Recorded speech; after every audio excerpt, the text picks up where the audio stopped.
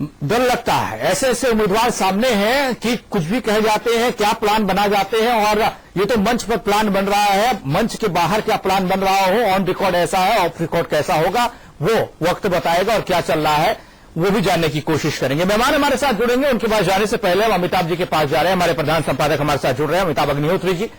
अमिताभ जी, ये सुना आपने, हमने देखा, गौर किया, कानून व्यवस्था को लेकर बार बार उत्तर प्रदेश को शर्मसार होना पड़ता है, लेकिन जो उम्मीद दिखती थी वो उम्मीद भी अब उसी कानून व्यवस्था के सवाल पर एक बार फिर से जवाब की तलाश में है।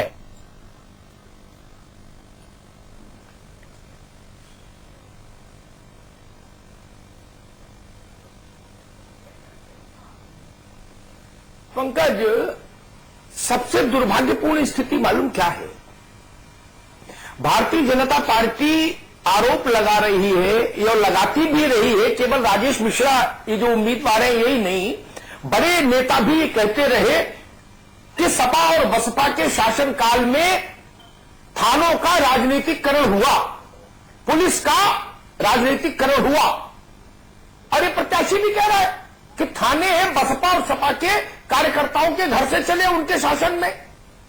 लेकिन दुखद बात यह है कि भारतीय जनता पार्टी का उम्मीदवार ये नहीं कह रहा कि अब थानों से ही चलेंगे 11 मार्च के बाद। पार्टी का उम्मीदवार कह रहा कि अब आप भाजपा के कार्यकर्ताओं के घर से चलेंगे। क्या ये चुनाव इसके लिए हो रहा है कि थाने किस पार्टी के कार्यकर्ता के घर से चले, इसके लिए वोट पड़ेगा? और अगर इसके लिए वोट पड़े तो ऐसे चुनाव का कोई मतलब नहीं। ये मानसिकता खराब है, ये मानसिकता समस्या है उत्तर प्रदेश में।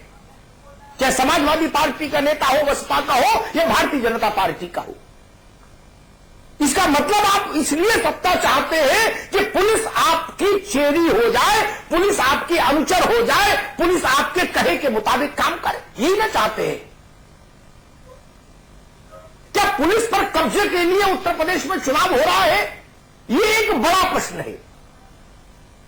ये आदमी तो छोटे हैं राजेश, 403 उम्मीदवारों में से एक उम्मीदवार है, जीते हारे पता नहीं, लेकिन फिर भी एक सोच सामने आती है और वो सोच खतरनाक है। मैं इनको सुनने के बाद इस नतीजे पर पहुंचा कि इनके लिए ये चुनाव पुलिस पर कब्जे के लिए का चुनाव है, थानों पर चौकियों पर कब्जे का चुनाव है, दरोगा पर मालिकाना हक रखने का चुनाव है। जी, ये बात शर्मिंदगी भरी है। दीप्ति भारद्वाज, आपके उम्मीदवार लोकतंत्र को भी शर्मसार कर रहे हैं और भारतीय जनता पार्टी का चेहरा भी झुका रहे हैं शर्म से। ये थानों पर कब्जा चाहते हैं, बताइए इनका क्या किया जाए?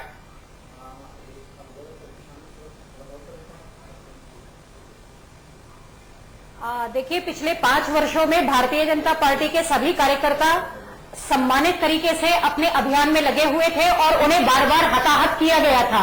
ये सारे लोगों को पता है कि उत्तर प्रदेश की कानून व्यवस्था किस प्रकार की थी और उत्तर प्रदेश की उस कानून व्यवस्था के कारण से सारे लोगों को जो कि समाजवादी पार्टी से इतर थे, उन सारे ही लोगों को बहुत बुरी तरीके से प्रताड़ित किया गया था। ये हम सारे लोगों को मालूम है। और इसमें एक महत्वपूर्ण बात यह है कि कानून व्यवस्था की जिसकी आप बात कर रहे हैं और जिसके लिए हम सारे लोग प्रयास कर रहे हैं और उसके लिए युद्ध चल रहा है चुनाव के रूप में, उसमें एक जो महत्वपूर्ण बिंदु है कि सारे थानों में एक ही संप्रदाय के, एक ही जाति के व्यक्ति क्यों मौजूद थे, क्यों उस तरीके का विभाजन किया गया था कि थाने और पुलिस प्रशासन में एक ही वर्ग के लोगों को रखा जाए और उसके माध्यम से प्रायोगिक श्रृंगार अपराध अलग है। मेरे शो का मिजाज थोड़ा अलग है दूसरे टीवी शो से। मेरे प्रश्न का उत्तर आना चाहिए दीप्ति जी ना, ये नहीं, मैंने प्रश्न पूछा उसका उत्तर दे तो अच्छा होगा। मैंने प्रश्न पूछा, क्या भारतीय जनता पार्टी का यह उम्मीदवार पुलिस पर कब्जे की लड़ाई लड़ रहा है, थाने पर कब्जे की लड़ाई लड़ रहा है, इसका उत्तर चाहिए।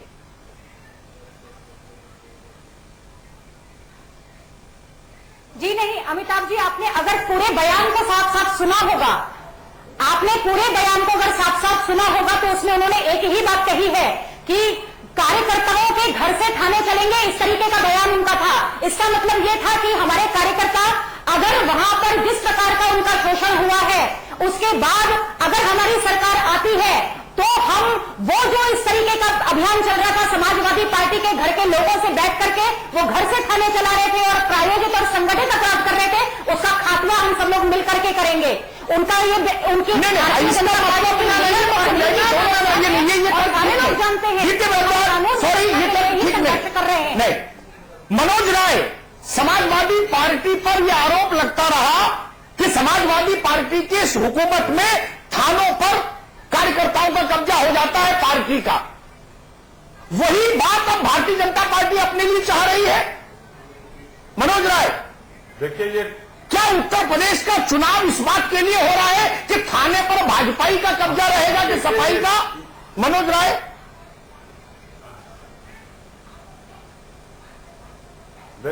अमिताभ जी देखिए, ये ढोंगी लोग हैं, ये जो कहते हैं उसको करते नहीं हैं। अभी हमारे साथी ने कहा कि सारे थानों पर यादवों का कब्जा था। लखनऊ में 45 थाने में 5 यादव थानेदार हैं, रायबरेली में 18 में 3 हैं, हरदोई में 24 में 4 हैं, प्रतापगढ़ में 18 में 3 है, जौनपुर में 27 में 5 है, प्रधानमंत्री के क्षेत्र वाराणसी में 26 में 3 थानेदार यादव हैं। ये कैसी बात करते हैं ये लोग? ये अपने वादे से मुकरने वाले लोग हैं और अभी चुनाव में सामने हार देख करके इनका असली चेहरा सामने आ रहा है। इनके कई बार राष्ट्रीय अध्यक्ष की गुंडागर्दी की बात करते हैं। पुलिस आधुनिकीकरण में 1 रुपया भी इन्होंने नहीं दिया। नीति आयोग बनाने के बाद 2400 करोड़ रुपया लगा करके 100 का कार्यक्रम चलाया मुख्यमंत्री जी ने, और ये सिर्फ जुम्मेदारी करते हैं और इसमें कोई शक नहीं। हमें अफसोस है कि आजादी के बाद आज अमित शाह जी ने कहा रैली में कि हमने आपको एक ऐसा प्रधानमंत्री दिया जो बोलता है, एक ऐसा प्रधानमंत्री जो बोलता है, विकास की बात नहीं होगी। इनके सांसद, इनके विधायक के प्रत्याशी आज जिन्होंने कहा सुरेश राणा ने कहा कि जब मैं विधायक हो जाऊंगा और सरकार बनेगी भारतीय जनता पार्टी की तो रामपुर, मुरादाबाद और देवबंद में कर्फ्यू लगेगा। ये किस तरीके की राजनीति कर रहे हो भाई? विकास की बात करो, मुद्दे की बात करो, मुद्दे की बात करके आप आओ। हम इस तरीके की राजनीति, योगी आदित्यनाथ आएंगे तो वो कुछ और तरह की बात करेंगे। आज रविशंकर प्रसाद जी ने कहा, इनके कैबिनेट मंत्री भारत सरकार ने, कि यूपी के चुनाव के बाद हम 3 तलाक पर एक नियम बनाने जा रहे हैं। अरे भाई, विकास की बात करो, विकास की बात करो, जिसको लेकर के आप 14 के चुनाव में आए थे और पूरी तरीके से फेल साबित हुए। प्रधानमंत्री के क्षेत्र का मैं रहने वाला हूं, वहां कोई काम नहीं हुआ। लखनऊ में शिलान्यास हो गया, कोई काम नहीं हुआ। कोई एक इंफ्रास्ट्रक्चर का काम पूरे उत्तर प्रदेश में अगर ये बता दें कि हमने किया है तो फिर हम मान लेंगे कि हाँ, ये कोई काम भी करते हैं।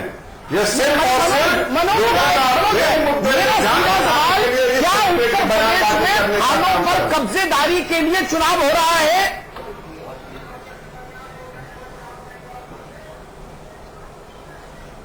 भारतीय जनता पार्टी इसी में लगी हुई है। इसका असली चेहरा आरएसएस का रिमोट कंट्रोल जो नागपुर से चलता है, उसे लगता है कि हम पुलिस पे कब्जा करके ही उत्तर प्रदेश में धमका करके दोबारा सत्ता में आ सकते हैं। पुलिस वालों को धमकाना, आम जनता को ये डराना कि कर्फ्यू लगेगा, इसी को डरा के और धमका के सत्ता में आने का प्रयास भारतीय जनता पार्टी और आरएसएस के लोग कर रहे हैं।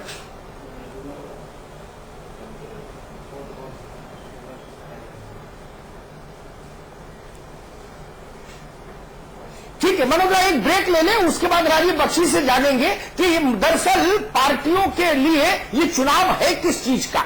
एक ब्रेक ले लें, ब्रेक के बाद आएगा घर एफआईआर देने। 11 मार्च के बाद वो एफआईआर को दरोगा वापस करेगा जा सके। कार्यकर्ताओं के घर से चलेंगे थाने। भारतीय जनता पार्टी के कार्यकर्ता के घर से चलेंगे थाने। बीजेपी प्रत्याशी का पुलिस प्लान। गंगा जमुनी तहजीब के लिए कभी मशहूर था उत्तर प्रदेश, पर ऐसा ग्रहण लगा 2012 के विधानसभा चुनाव में कि अपने फायदे के लिए उन्होंने हमारे बीच दरार डाल दी।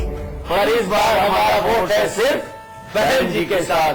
सभी वर्गों और धर्मों के लोगों के हित के लिए इस बार बनाएं उत्तर प्रदेश में बहुजन समाज पार्टी की सर्वजन हिताय व सर्वजन सुखाय की सरकार। उनका साथ का घर FIR देने, 11 मार्च के बाद वो FIR को दरोगा स्थापित करेगा जाकर के। कार्यकर्ताओं के घर से चलेंगे थाने, भारतीय जनता पार्टी के कार्यकर्ता के घर से चलेंगे थाने। बीजेपी प्रत्याशी का पुलिस प्लान, बीजेपी प्रत्याशी का पुलिस प्लान, इसी पर हो रही है चर्चा। सीधे चल रहा है अमिताभ जी के पास। अमिताभ जी,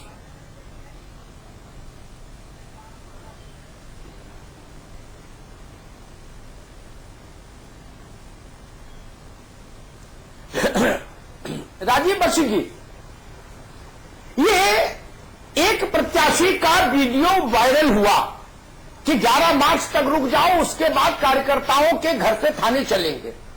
लेकिन मुझे लगता है उत्तर प्रदेश में समस्या बहुत गहरी है। पार्टियों और उनके नेताओं के बीच में इस बात की बड़ी कड़ी प्रतिस्पर्धा रहती है। शायद सबका फोकस थाना है, थाने से इतर सोचना बहुत मुश्किल है उत्तर प्रदेश के नेताओं के लिए। क्या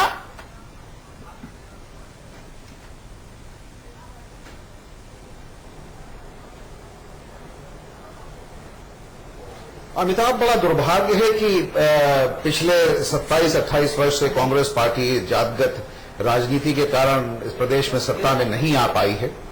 और इस बीच के अंदर जो भी सरकारें रही, बीजेपी की सरकार रही, बीएसपी की सरकार रही, आज हम गठबंधन में हैं समाजवादी पार्टी सरकार से, मगर कुछ राजनीतिक परिपाटी इस प्रकार की डेवलप हुई है पिछले 27-28 साल में, 29 साल में, कि जहां पर विधायक लोग थानों को अपनी एक जायदाद की तरह से समझते हैं और वहां से अपने हिसाब से लोगों के ऊपर FIR लॉन्च करवाना, उनके खिलाफ मुकदमे दर्ज करवाना और इन सब तरह की प्रक्रियाएं पिछले कई वर्षों से चलती आ रही हैं।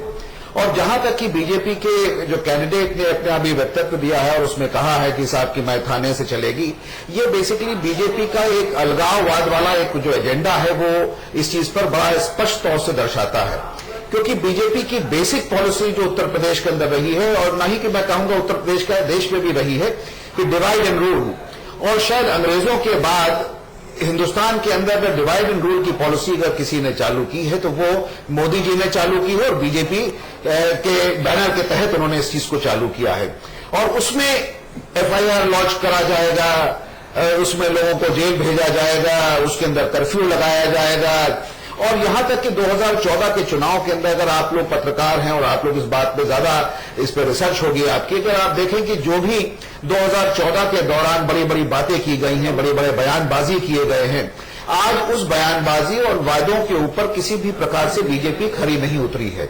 और जिस तरह से मेरे मनोज भाई ने कहा कि फिलहाल कि ये लोग बात ज्यादा करते हैं और काम कम करते हैं, तो जहां तक कि एक बार इस चीज को हम ये भी कह सकते हैं कि जो जिस कैंडिडेट ने अभी ये कहा है कि साहब FIR दफ्तर से अपने लोगों के घर से लॉन्च होगी, उस बात में कहां तक की सत्यता है ये तो समय ही बताएगा। और मेरे ख्याल से मुझे लगता है कि इसमें कोई भी सत्यता नहीं है।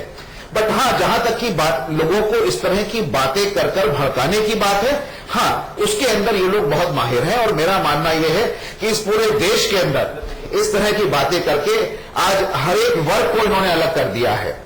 और अगर आज इस देश की राजनीति की बात करी जाए तो आज अगर आप मेरा तजुर्बा है, आप अपने फाइनेंशियल इंस्टीट्यूशंस को देख लीजिए, आप उसके बड़े अधिकारियों को, IPS अधिकारियों को राजनेताओं के यहां कपलेट उठाते हुए, राजनेताओं की गाड़ी का दरवाजा खोलते हुए, बावर्दी राजनेताओं के चरण छूते हुए। अमिताभ, ये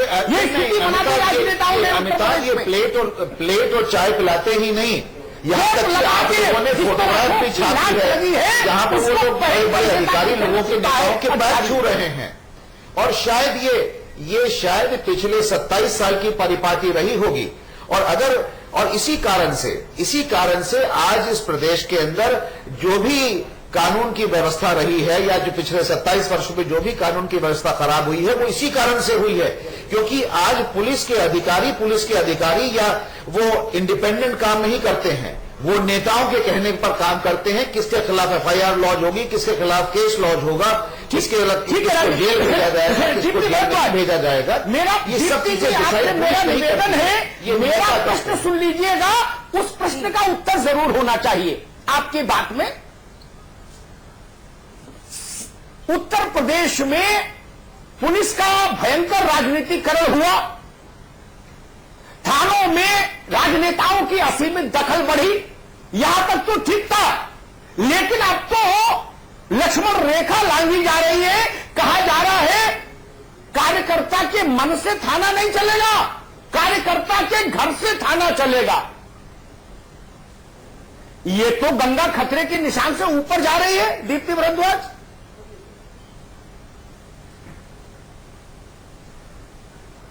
जी अमिताभ जी, चूंकि आपने सिर्फ एक ही चीज को देखा है, क्योंकि आप इस टीवी स्टूडियो में बैठ करके वास्तविकता को नहीं जाना जा सकता। अभी मेरे एक मित्र ये कह रहे थे, यहाँ पर सपा के मित्र ये कह रहे थे बैठ करके कि हम लोग झूठे वादे करते हैं। अब आप आश्चर्यजनक बात है कि आपने अगर आप लखनऊ आते हैं और आपने लखनऊ में बैठ करके इस चीज को देखा होगा कि मेट्रो ट्रेन आखिर है कहाँ, किस जगह चल रही है, कौन से स्टेशन से कौन से स्टेशन तक लेकर के जा रही है, कहीं इसका अता पता नहीं है। आप सारे लोगों ने देखा है कानून व्यवस्था की स्थितियां क्या है, बार बार लोगों की हत्याएं हो रही हैं, बच्चियों का बलात्कार हो रहा है, रोज नियम से इस तरीके की घटनाएं घट रही हैं। उसके बावजूद लोगों को अपना एफआईआर लिखवाने जाने के लिए वहां पर मिन्नतें करनी पड़ती है और एफआईआर नहीं लिखी जाती है, क्योंकि उसके लिए भी एक खास वर्ग और एक खास समुदाय के लोगों को ही वहां पर प्रश्रय मिलता है। ये वास्तविकता से अगर आप परिचित हैं तो फिर ये प्रश्न आपके मन में भी आना चाहिए कि आखिर अब जब चुनाव का युद्ध बिगुल बच चुका है, जब सारे लोग चुनाव के मैदान में उतर चुके हैं, तो कार्यकर्ताओं को संबल देने के लिए, कार्यकर्ताओं का मनोबल बनाए रखने के लिए और जिस तरीके से उनको प्रताड़ित किया गया है, जिस तरीके से उन पर बरेली में लाठियां बरसाई गई है, इसका प्रमाण अगर आपने धर्मेंद्र यादव जी को जो वहां पर एसएसपी थे उनके इतिहास को निकाल करके आप देख लीजिए तो आपको पता लग जाएगा कि किस प्रकार से उन्होंने भारतीय जनता पार्टी के कार्यकर्ताओं को दिन दहाड़े पीटना शुरू किया था। और सिर्फ किस कारण से कि आप एक आंदोलन को आवाज दे रहे हैं, आप उनके खिलाफ एक आंदोलन उठा रहे हैं, सिर्फ इस कारण से कार्यकर्ताओं की लड़ाई लड़ाई कहीं समझ में एफआईआर हुई है तो इतना ही कहना काफी है कि जब हम सरकार में आएंगे इन एफआईआर की जांच कराएंगे। ये कैसे हो सकता है कि कार्यकर्ताओं के घर से थाना चलेगा? ये कोई तर्क नहीं होता, और जो लोग ऐसा तर्क देते हैं वो भारतीय संविधान का उल्लंघन कर रहे हैं। मनोज राय, बिल्कुल नहीं, ये ऐसा उत्तर प्रदेश में नेताओं की जान थानों में क्यों अटकी रहती है? थानों से इतना मोह क्यों? पूरे वक्तव्य को देखिए, उसके पूरे वक्तव्य को देखिए, उसके पूरे वक्तव्य को देखिए अभिनेत्री जी, अमिताभ जी, उसके पूरे वक्तव्य को देखिए। उत्तर प्रदेश की राजधानी लखनऊ और प्रधानमंत्री के क्षेत्र वाराणसी के थानों में तैनात जो जिनकी नाम ले रही है यादव करण का, यादव थानेदारों की मनोज राय, कम से कम 8 जिले का आपको बताया है। मैं फिर इस बात पे आना चाहता हूं कि भारतीय जनता पार्टी अपनी कथनी और करनी में फेर रखती है। जब आप 2014 के चुनाव में आपने चुन के आए, आपने कहा विकास करेंगे, लेकिन उसकी बात नहीं करेंगे। ये बार बार बता रही है कि मेट्रो किस स्टेशन से किस स्टेशन पे चल रहा हमारी भारतीय जनता पार्टी की साथी। तो मैं ये बता रहा हूं कि मैं प्रधानमंत्री के क्षेत्र का हूं और ट्रेड फैसिलिटेशन सेंटर वहां बनना था, 2 प्लाट बनने थे। जी हाँ, बनेगा। सिर्फ 1 प्लाट बनकर के प्रधानमंत्री ने उद्घाटन किया। समझिए कि अंडरग्राउंड केबलिंग होनी थी, आजमगढ़ में हो गया। कम से कम 28 जिलों में उत्तर प्रदेश की सरकार अपने खर्चे से अंडरग्राउंड केबलिंग करा रही है। आप भी जानते हैं सारा पैसा आप लोगों को भी पता है, आप सारे लोग जानते हैं कि इनमें से कितने काम किए गए हैं। प्रधानमंत्री जी ने पत्र लिखे हैं, अखिलेश यादव जी के पत्र लिखे हैं, 8 जिले को बता दिया कि कितने यादव थानेदार है। 15%, 20% से ज्यादा किसी जिले में यादव थानेदार नहीं है।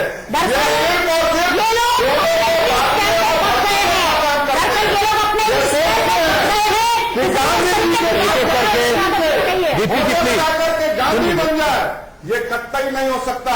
ये भारत बहुत बहुआयामी संस्कृति का देश है। जब ये बोल रही थी तो मैंने कोई जवाब नहीं दिया। जब मैं बोल रहा हूं तो इनको भी जवाब नहीं देना चाहिए। मैं फिर इस बात को कहूंगा कि अगर आपको बहस करने बैठना है तो आप आंकड़े लेकर के बैठिए कि कितने रुपए आपने दिया है। भारत सरकार के प्रधानमंत्री, गृह मंत्री और मानव संसाधन मंत्री, रेल मंत्री, संचार मंत्री, 73 सांसद केवल और केवल भारतीय जनता पार्टी को उत्तर प्रदेश के लोगों ने जिता करके भेजा। गुंडागर्दी की बात करेंगे, जब पुलिस आधुनिकीकरण की बात आएगी, जब आपसे पैसा मांगे जाएगा तो नीति आयोग में 1 रुपया नहीं देने का इन्होंने काम किया। 1,000 करोड़ भारतीय जनता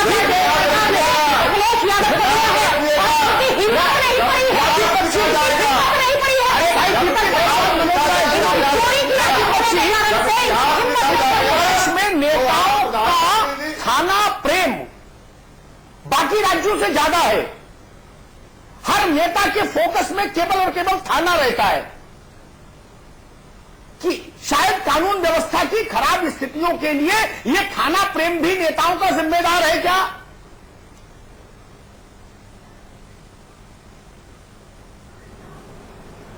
बिल्कुल सही कहा आपने अमिताभ, क्योंकि जब तक कि पुलिस को इंडिपेंडेंटली वर्क नहीं करने दिया जाएगा और उसको इस बात का खुद आंकलन नहीं करने दिया जाएगा कि क्या चीज सही है और क्या चीज गलत है, तब तक कि और तब तक कि थानेदार या कोई भी पुलिस का अधिकारी किस तरह से इस चीज का निर्णय कर पाएगा कि क्या चीज सही है और क्या चीज गलत है। क्योंकि अगर वो अपने नेताओं के कहने के ऊपर चलेगा, वो कहेगा कि साहब ये मेरा वर्कर है, ये इसने मेरे लिए बहुत सारे चुनाव के वक्त मदद करी थी, इसकी मदद करी जाए, इसके खिलाफ FIR नहीं लॉन्च की जाए। ये तो अगर प्रत्यक्ष देखें कि आज अगर अभी हाल का ही घटना है, जबकि हमारी समाजवादी पार्टी से संगठन गठबंधन भी है, पर अभी हमारे घर के पास की घटना लखनऊ की सादतगंज की घटना है कि जहां पर एक आदमी जिसके खिलाफ डेथ थ्रेट आ रहे थे पिछले कई समय से, और उसने पुलिस से बराबर रिक्वेस्ट करती रही, बट क्योंकि एक अपराधी जिसका एक राजनीतिक संबंध था, उसके कारण से इस आदमी को जान से मार दिया गया। और आज पुलिस के लोग खड़े होकर वहां पर कहते हैं कि साहब की हद जो कुछ भी होगा हम अपराधियों को पकड़ेंगे। तो क्यों नहीं ये हुआ कि सुरक्षा उसको दी गई पहले? क्योंकि राजनीतिकरण इतना ज्यादा पुलिस में हो गया है कि आज पुलिस उत्तर प्रदेश की पुलिस नहीं है या भारत सरकार की पुलिस नहीं है। आज जो पुलिस है या तो वो बीजेपी की पुलिस हो जाती है, या वह समाजवादी पार्टी की पुलिस हो जाती है, या BSP की पुलिस हो जाती है। और जो आपने कहा चाय और प्लेटें उठाने का, कि अगर आप देखें तो बहुत जगह आपको इस तरह के फोटोग्राफ्स नजर आएंगी जहां पर पुलिस के बड़े अधिकारी, जो इस प्रदेश के बड़े अधिकारी हैं, वो नेताओं के पैर छू रहे हैं। तो ये क्या चीज दर्शाती है? ये सिर्फ यही दर्शाता है कि आज पुलिस प्रशासन किसी भी तरह से इंडिपेंडेंट नहीं है। और मेरा मानना है कि पुलिस प्रशासन 0% इंडिपेंडेंट है, उसकी इंडिपेंडेंस टोटली खत्म हो चुकी है। तो आज जो राजनीतिकरण की हम बात करते हैं, राजनीतिकरण तो एक शब्द बेसिकली खत्म हो चुका है। आज इसको यह कहना होगा कि ये नेताओं की प्राइवेट फोर्स हो गई है जी। और हर एक थाने के ऊपर थाने बिकते हैं, थाने से तो पैसा जाता है। और आज जिस थाने की मैं बात कर रहा हूं, वहां के थाने की हालत यह है कि लोग पैसा मांगते हैं। एक आदमी जिसका आ रहा है, उसके रिवॉल्वर के लाइसेंस के लिए 1 लाख रुपए मांगा जाता है। पार्टियों के आधार पर विभाजित हो गई, कोई SP की पुलिस, कोई BSP की पुलिस और कोई भाजपा की पुलिस बनने को लेकर आज दलाली का ब्रेक पर जा रहे हैं। राजीव बख्शी, ब्रेक के बाद आएंगे तो इसी पर बात करेंगे कि उत्तर प्रदेश की पुलिस कहां है। पार्टियों की पुलिस दिख रही है, प्रदेश की पुलिस नहीं। बीजेपी प्रत्याशी का पुलिस प्लान। बीजेपी उम्मीदवार का पुलिस प्लान कितना बेहतर ये पुलिस प्लान है, किस तरीके से बीजेपी कार्यकर्ताओं के घर से थाने चलेंगे। अब तक आरोप लगाया कि समाजवादी पार्टी के कार्यकर्ता के घर से थाने चल रहे थे, लेकिन बीजेपी की सरकार आने पर तमाम चीजें बीजेपी के कार्यकर्ताओं के घर से होगी। सीधे चल रहे हैं अमिताभ जी के पास। अमिताभ जी,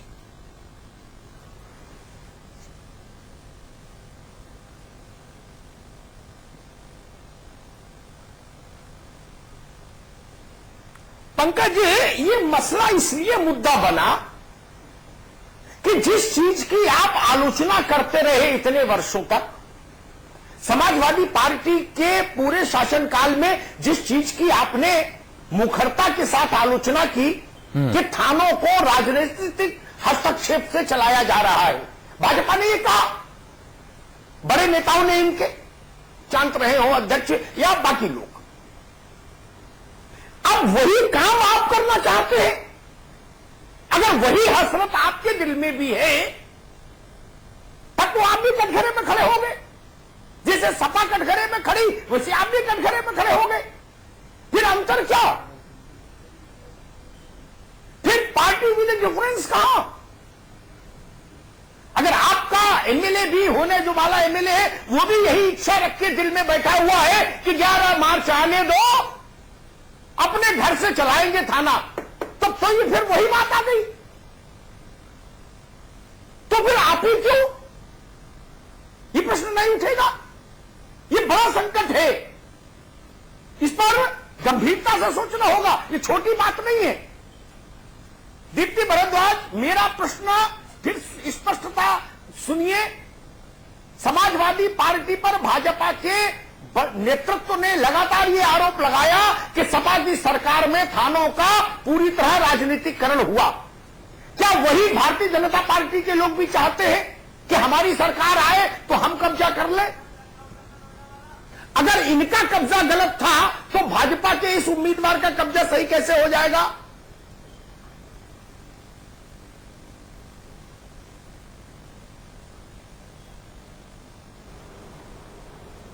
अमिताभ जी, एक बात जो आपको बहुत अच्छे से पता होगी कि जब समाजवादी पार्टी की सरकार आई तो कुछ लोगों का प्रमोशन इस तरीके से हुआ, उनकी जाति के आधार पर, और उनको प्रमोट करके एसएसपी बना दिया गया।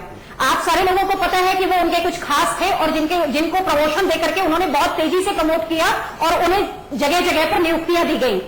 उन्हीं व्यक्तियों की जब शिकायत करने के लिए, चाहे वो हमारे तत्कालीन प्रदेश अध्यक्ष माननीय लक्ष्मीकांत वाजपेयी जी हो या दूसरे कार्यकर्ता हो, दूसरी जगह के कार्यकर्ता हो, उन सारे लोगों के सामने एक बहुत बड़ी समस्या आई कि वो जब आईजी से जाकर के मिलते थे तो आईजी के सामने जब जाकर के एसएसपी की शिकायत करते थे कि वो बात नहीं सुनते हैं, वो हम लोगों को फेंक देते हैं, वो हम लोगों को बार बार प्रताड़ित कर रहे हैं, हमारी एफआईआर नहीं लिखी जा रही है, ऐसी स्थितियां जब पैदा हो रही थी तो आईजी साहब स्वयं ये कहते थे कि मैं इसमें कुछ नहीं कर सकता, ये वास्तविकताएं हैं, ये मैं कुछ भी बनावटी नहीं बोल रही। आप अगर चाहे तो बरेली की जनता से जाकर के इसके बारे में पूछ सकते हैं।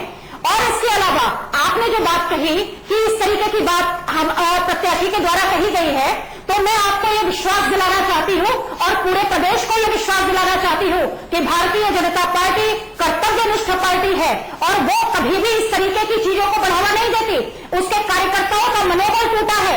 इन 5 वर्षों में जिस प्रकार से उनके ऊपर प्रताड़ना हुई है, जिस प्रकार से उन्हें अभियोगों में फंसाया गया है, उसके कारण से भारतीय जनता पार्टी का कार्यकर्ता इनसे ईद बजाने के लिए इस समय तैयार है। सारे लोग जानते हैं कि मनोज राय बजाने का मतलब क्या होता है। हम बटन दबाएंगे, सीधा सवाल, दिल से सवाल है, दिल से जवाब दीजिएगा। मैंने उत्तर प्रदेश के नेताओं को 30 साल करीब से देखा है पत्रकार के नाते, 30 इयर्स, जाने कितने मुख्यमंत्री, मंत्री और अध्यक्ष देखे। उत्तर प्रदेश के नेताओं की जान 80% दरोगा में अटकी रहती है। क्यों? ये इतना विकट दरोगा प्रेम क्यों है यूपी में, मनोज राय?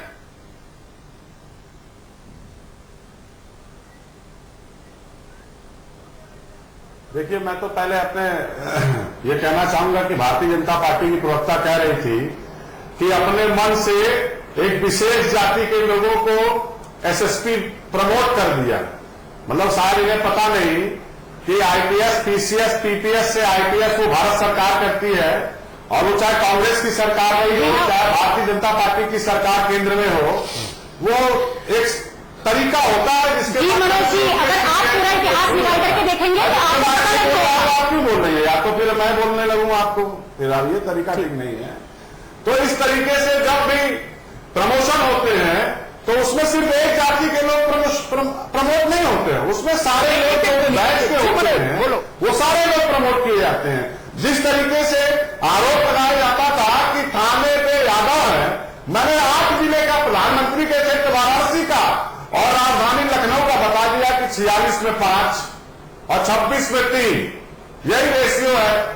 आप सिर्फ आरोप लगा सकते हैं, आप जवाब नहीं देना चाहते कि आप विकास के रास्ते पर चुनकर 2014 में अच्छे दिनों का सपना दिखा करके भारत की सरकार में आए हैं, वो अच्छे दिन कहां हैं? जब सवाल ये पूछा जाता है कि वो अच्छे दिन कहां है, छोड़ो भाई, मनोज भाई ने पूछा उत्तर प्रदेश के नेताओं का 80% दिमाग को इधर-उधर करने का काम रहता है। मनोज राय,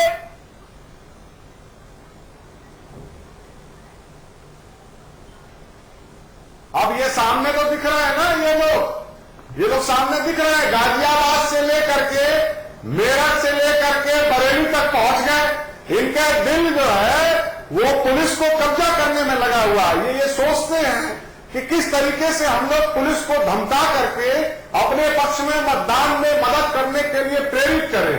ये भारतीय जनता पार्टी का दोहरा चरित्र है। और मैं आप जवाब नहीं देंगे तो ज्यादा बोलने का अवसर नहीं दूंगा। जो कि राजीव बख्शी, वही सवाल, यूपी के नेताओं का दिल करेंगे कुछ थाने में ही क्यों बसता है?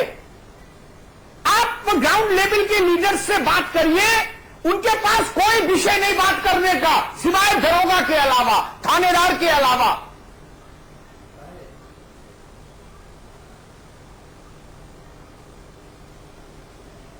अमिताभ, क्योंकि एक पुलिस थाना एक ऐसी जगह है कि जहां से क्राइम होता है, जहां से दलाली होती है, जहां से हर एक तरह की जो सामाजिक विसंगतियां हैं वो सब वहीं से होती हैं। और आजकल जो राजनीतिक परिपाटी है और जो राजनीतिक जिस तरह के लोग आज हमारे समाज में आ गए हैं, दुर्भाग्य की बात यह है कि शायद वो काफी कुछ तो क्रिमिनल माइंडसेट के हैं और क्रिमिनल बैकग्राउंड्स के हैं। तो आज इसी कारण से उनको दरोगाओं की जरूरत पड़ती है और पुलिस थानाओं की जरूरत पड़ती है, क्योंकि वहीं से वो सारे अपने क्रिमिनल एक्टिविटीज और अपनी जो जितनी भी गलत जो उनकी काम करने के तरीके हैं वो वहीं से ही उनको मदद मिल पाती है। और अपने जो लोग होते हैं जिनके थ्रू वो गलत काम करवाते हैं, उनको भी छुड़वाने का उनका काम उसी के थानों की तरह होता है। तो मेरा मानना यह है कि आज ये एक फैशन भी हो गया है और एक जरूरत बन गई है आजकल के राजनीतिज्ञों की। और मेरा मानना यह है कि जब तक कि इस चीज के ऊपर सरकारें अंकुश नहीं लगाएंगी और अपने विधायकों को इस चीज के लिए प्रेरित नहीं करेंगे कि भाई आप पुलिस को अपना इंडिपेंडेंट कार्य कर लेने दें और उनके कार्यों में हस्तक्षेप न करें। और वहां पर भारत के स्टेट्स देखे, वहां के राजनेताओं का मन इतना ज्यादा खाने में नहीं अटका जितना यूपी में अटका है।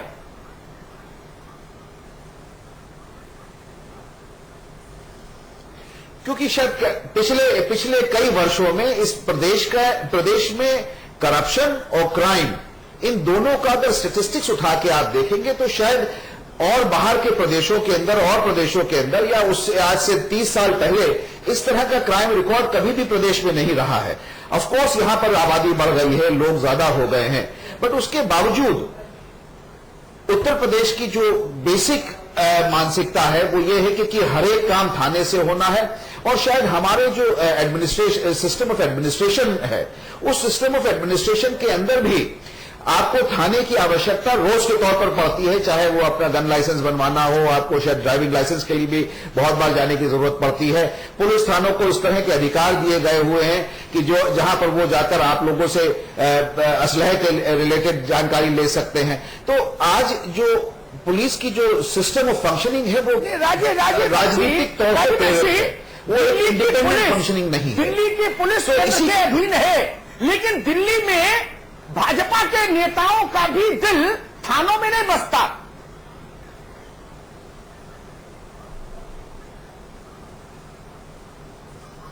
ये अमिताभ, ये बेसिकली बहुत काफी दिनों का ये कचरा सा डेवलप हुआ है उत्तर प्रदेश के अंदर। और मेरा मानना है कि पुलिस की फंक्शनिंग को और क्राइम को, करप्शन को अगर यहां पर कंट्रोल करना है तो पुलिस को आपको इंडिपेंडेंट करना पड़ेगा, उसको आपको सहूलियतें देनी पड़ेंगी और उसके ऊपर अंकुश लगा के भी रखना पड़ेगा। बट हाँ, अंकुश भी लगाने की जो आवश्यकता है वो अंकुश ऐसी को लगाने की आवश्यकता नहीं कि आप उनको काम ना करने दें, बल्कि अंकुश लगाने की जहां आवश्यकता है वहां पर यह है कि उनके लॉ और कानून है जो उनको अच्छी तरह से ध्यान देने की आवश्यकता है और उसके ऊपर उनको इम्प्लीमेंट करने के लिए उनको जोर देने की आवश्यकता है। कुछ कम होने की उम्मीद है कभी या नहीं?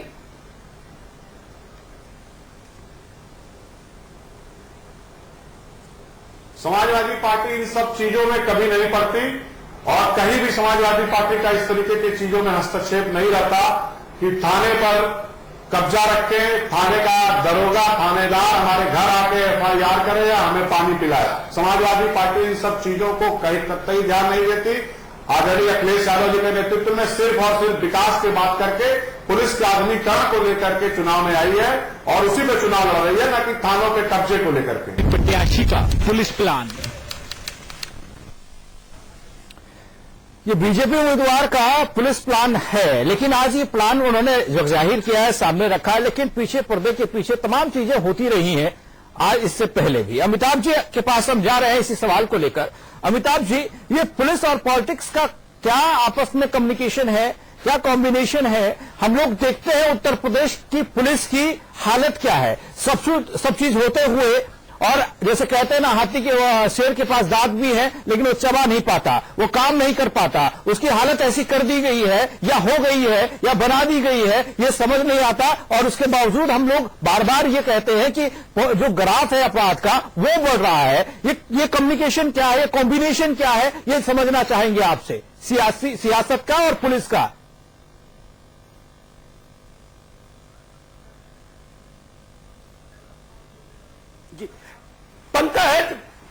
पंकज ये तय मान लीजिए, पॉलिटिकल पार्टीज कुछ भी कहें, कोई भाषण दे, जब तक उत्तर प्रदेश के थानों को राजनीतिक दास्ता से आजादी नहीं मिलेगी, उत्तर प्रदेश में अपराध कम नहीं हो सकता। लिख लीजिए मेरी बात, कोई पार्टी सरकार में रहे, राजनीतिक दास्ता से उत्तर प्रदेश के थानों को मुक्ति चाहिए। एक उदाहरण देता हूं, सबको आईना दिख जाएगा जितने लोग हैं और जितनी पार्टियों के और बाहर लोग सुन रहे होंगे। आगरा में 4 बार सांसद रहे, केंद्र में मंत्री रहे, एक पार्टी के बड़े नेता, बुजुर्ग नेता, उन्होंने भाषण शुरू किया, राजीव बख्शी, और भाषण में कहा सार्वजनिक मंच से कि अगर नेता के फोन से कप्तान और कलेक्टर का पेशाब नहीं निकल जाए तो वो नेता नहीं। ये सोच है राजीव बख्शी। यहां कानून का राज कौन चाह रहा है? अपना राज चाह रहे हैं लोग।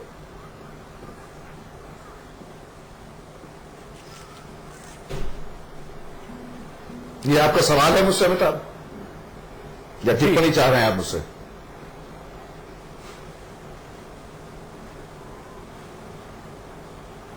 जी जी जी,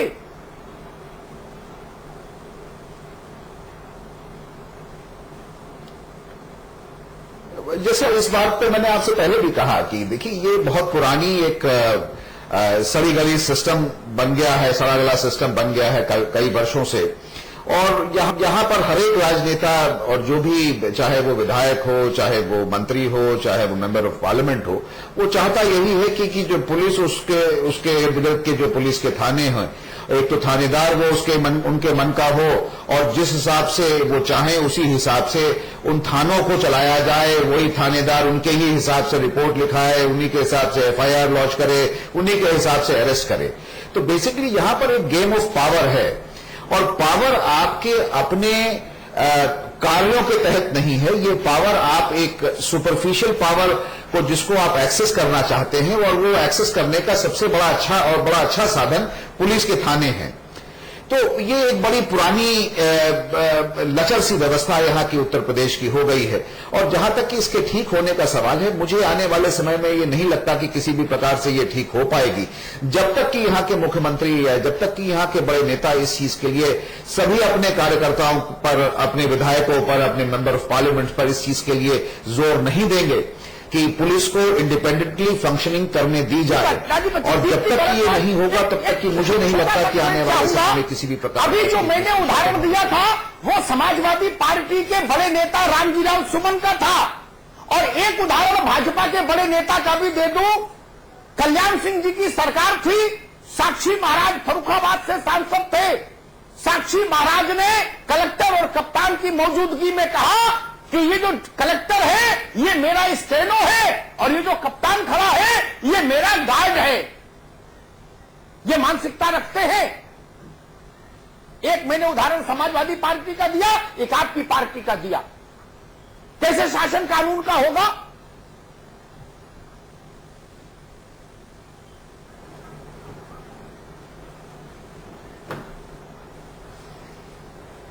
देखिए, बहुत सामान्य सी बात है कि जब तक पार्टियां हो, कोई भी दल हो या कोई भी ऑर्गेनाइजेशन हो, सभी में मनुष्य होते हैं, व्यक्ति होता है, और व्यक्ति की सारी सोच सबकी एक सी नहीं हो सकती।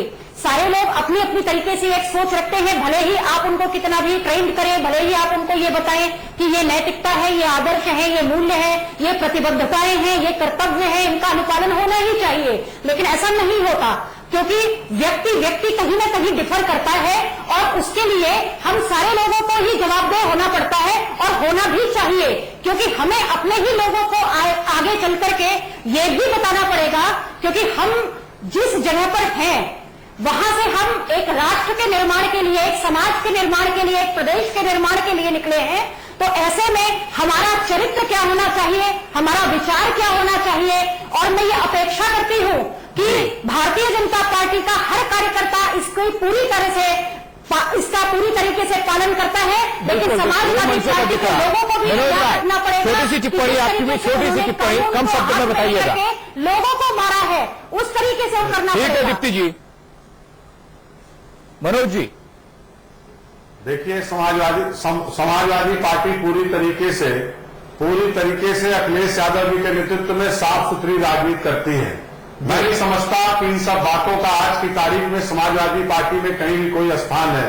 कोई एक आदमी अगर इस तरीके की घटना करता है, इस तरीके की बात करता है, तो मैं समझता हूं आदरणीय अखिलेश यादव जी निश्चित रूप से समाजवादी पार्टी से कई लोगों को बाहर का रास्ता दिखाए हैं, और ये भी दिखा सकते हैं। लेकिन जहां तक अभी भारतीय जनता पार्टी के मित्र ने कहा कि समाजवादी पार्टी के लोग होना चाहिए, मैं फिर कह रहा हूं कि इस चुनाव में राष्ट्रीय अध्यक्ष जो तड़ी पार रहे हैं गुजरात के,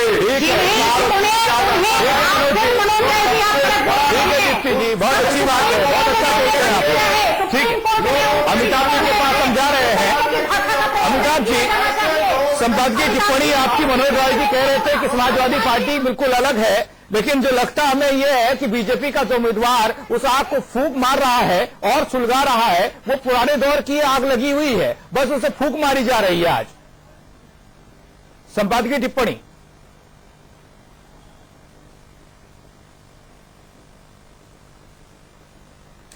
पंकज, देखिए, पुरानी बातें ना भी करें तो इन 5 सालों में समाजवादी पार्टी की सरकार में थानों पर राजनीतिक पकड़ के लिए बहुत विभत्स और गंदे किस्म के प्रयोग हुए। ये बात किसी ने छुपी नहीं। जहां हम लोग बैठे बहस हो रही है, उस लखनऊ में थाने में घुस के दरोगा को मारा, थाने में एक प्रोफेसर एसएसपी के यहां चले गए, उनको ढूंढते ढूंढते समाजवादी पार्टी के वीर योद्धा गए और वहां एसएसपी के दफ्तर में प्रोफेसर को मारा। एक मुद्दा नहीं, एक दर्जा प्राप्त राज्य मंत्री थे, उन्होंने कहा कि अगर मैं दफ्तर में चला जाऊं कप्तान के और उसका मोबाइल फोन हाथ से न गिर जाए डर के मारे, तो मुझे मजा नहीं आता। मैं 100 उदाहरण गिना दूं, लेकिन इसका मतलब ये नहीं कि बाकी पार्टियां दूध की धुली नहीं। जब वो शासन में रही तब उन्होंने भी यही किया 19-20 के फर्क से, और अब उनके दिल में इच्छा भी यही है कि हे राम, हम कब आए सत्ता में और कब दरोगा को अपने घर पे अस्तबल में बांध लें, घोड़े की तरह, जानवर की तरह खूंटे से बांध लें थानेदार को। उत्तर प्रदेश की पुलिस सर्वाधिक क्यों पिटती है, कभी इस पर सोचा? कहीं गोली मार दी जाती है, कहीं डंडे से पिटाई होती है, कहीं रिवॉल्वर छीन ली जाती है, क्योंकि वो लोग जानते हैं कि ये जो इंस्पेक्टर है, ये जो दरोगा है, ये जो कप्तान है, ये मेरे नेता का नौकर है।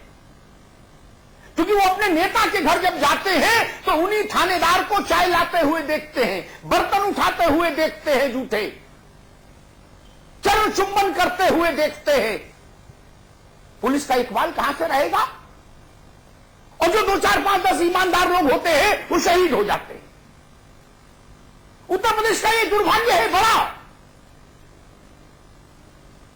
और बहुत अदब से कहूंगा, लेकिन बहुत दृढ़ता से कहूंगा, मैंने हिंदुस्तान भर देखा, उत्तर प्रदेश के नेताओं के मन में जितनी उत्कट लालसा दरोगा को जेब में रखने की है, ऐसी इतनी भीषण लालसा मैंने हिंदुस्तान के किसी सूबे में नहीं देखी। मुझे तो यहां लगता है आप जाइए छोटे स्तर पर भारत के गांव खेत कस्बों में जाइए तो आप देखेंगे कि नेताओं से जब आप बात करेंगे ना तो उनकी बातचीत का सारा केंद्र बिंदु दरोगा है।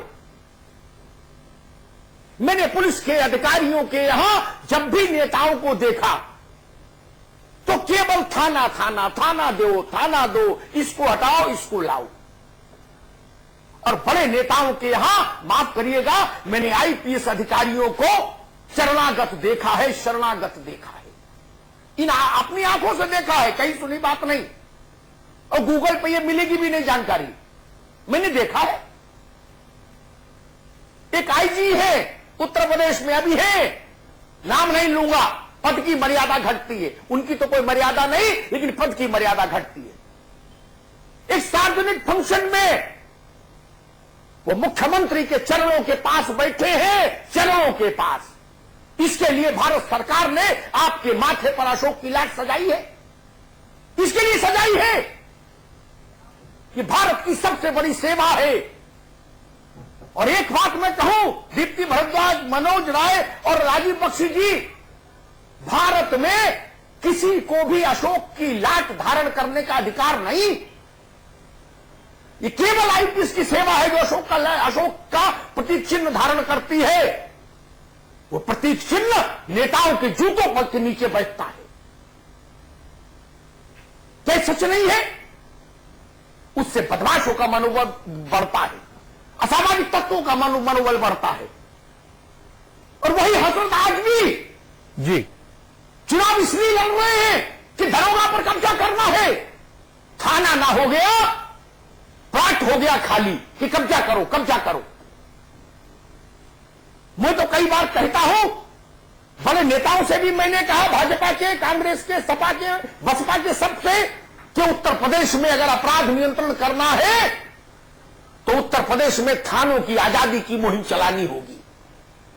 थाने आजाद होंगे तो कानून आएगा।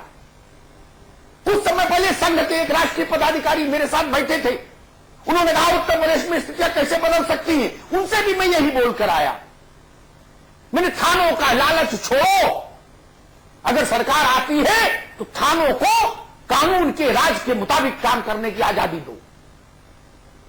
दे पाएंगे नहीं दे पाएंगे उनका ईमान जाने, लेकिन उत्तर प्रदेश में ये तय जान लीजिए, अपराध पर लगाम नहीं लगेगी जब तक राजनेताओं की इच्छा से थाने चलेंगे, कार्यकर्ताओं के निर्देश से एफआईआर दर्ज होगी, तब तक कानून का शासन नहीं लागू हो सकता। बहुत बहुत धन्यवाद। मनोज राय, बहुत बहुत शुक्रिया आपका। दीप्ति जी आपका भी बहुत बहुत शुक्रिया। राजीव बख्शी जी आपका भी बहुत बहुत शुक्रिया चर्चा में आने के लिए। अमिताभ जी आपका भी बहुत बहुत शुक्रिया।